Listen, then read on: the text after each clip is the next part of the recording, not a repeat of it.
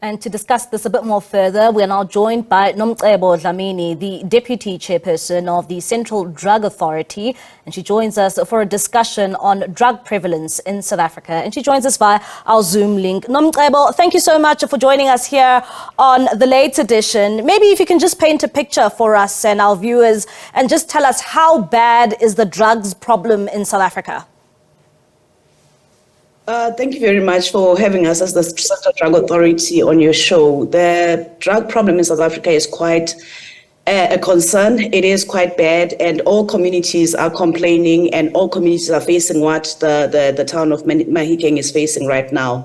We've got young people and that are quite involved in taking substances.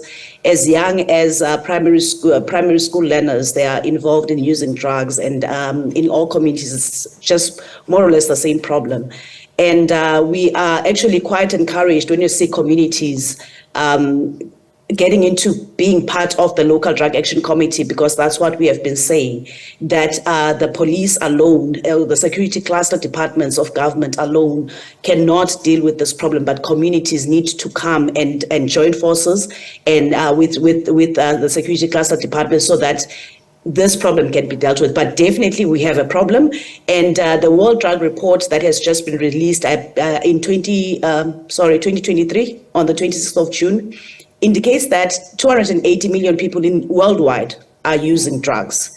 And in South Africa, unfortunately, we don't have exact research, but we can maybe anecdotally understand that from that 280 million that the worldwide is talking about, the World Drug Report is talking about, we are forming a sizable number in terms of that 280 million. So we do have a problem. And unfortunately for us as a country, the problem is affecting our young people the most. Yeah. And Nomcebo, you've painted a picture saying that it's mostly young people in this country. You've even gotten as far as saying that it's even young people in primary school. What impact does this have, when we see drug abuse in our society? How does it actually affect our communities? It affects all parts of our community, because this also, remember, it also affects issues of GBV, every social ill that you can think of, that you can imagine, the road traffic accidents that we are dealing with, that's alcohol abuse in the main, but it affects every element and every part of our society. Can you imagine young kids as young as primary school learners going to class and being intoxicated, and teachers having to now deal with children that are intoxicated instead of dealing with actually doing the teaching that they have come there for? They find themselves having to deal with other issues that are outside of that which they are qualified to deal with. So we find that there's just a permeation of this problem, and it affects all parts of society. And can you imagine, even as parents, now you are needing to deal with your child who is intoxicated. You are needing to deal with your young person as a parent who is intoxicated and perhaps not even gainfully employed. And we do understand as well that even when it comes to the issue of unemployment in our country, it also does play a role, unfortunately, in young people ending up in the use of drugs and alcohol. And it brings me to exactly that question, because when you'd see or drive around in many of our communities in South Africa, you'd see a lot of young people, and quite often they are unemployed.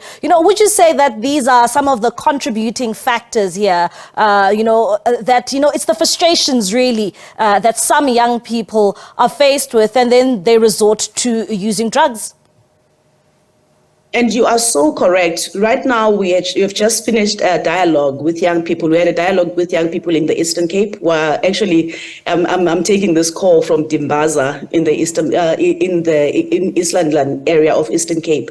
And the young people there yesterday were telling us that the other reason why they find themselves in this problem is really the issue of unemployment and not knowing what to do with their time, and also feeling really, really disappointed with a whole lot of things that have happened in the communities, a whole lot of promises that have been made and that have not been kept. So there's just a lot of disgruntlement and a lot of disappointment that then leads them to the use of substances. And of course, there's always those that are just waiting to take advantage of the situation. So the issue is quite one that communities need to take charge of as well, and not just wait for government and not just wait for SABC to be the one that gets rid of everybody that deals with supplying drugs in their areas, but figure out a way. And one of those ways that we have as a country is the local drug action committee that has just been mentioned here. The local drug action committees can be quite instrumental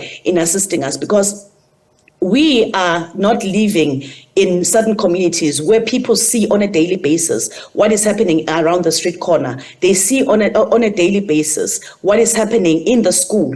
So if people in the communities can take charge of their own communities by being part of legal structures, like legitimate structures like the local drug action committee, then we can see perhaps a difference. And we're also encouraging, as the Central Drug Authority, the mayors, because the local drug action committees have to be appointed by the mayors and they have to be supported by the mayors.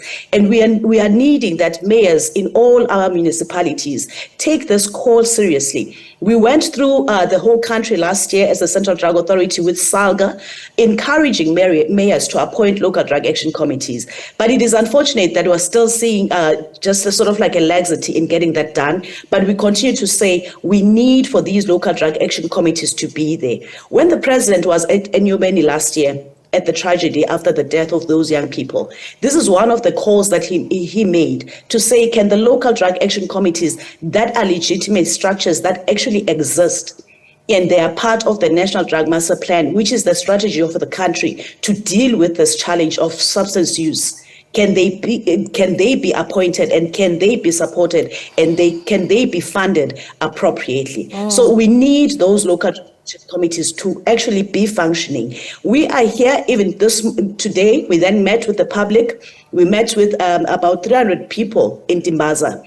And people are crying out and saying, we really need to get communities working together, dealing with this problem, because we understand that we can no longer wait for anybody to come from I do not know where exactly to help us. But we need, as communities, to rise up, join together with the police, join together with the structures that are actually existing already, and be able to deal with this problem. And I'm quite glad and hear that Mahikeng that doing this. And, one would ask, is, the local drug communities enough, or these committees enough, for the various communities in South Africa? Because one would also say that, so much work has been done to create awareness of drug abuse. And why do we still see young people going down this rabbit hole?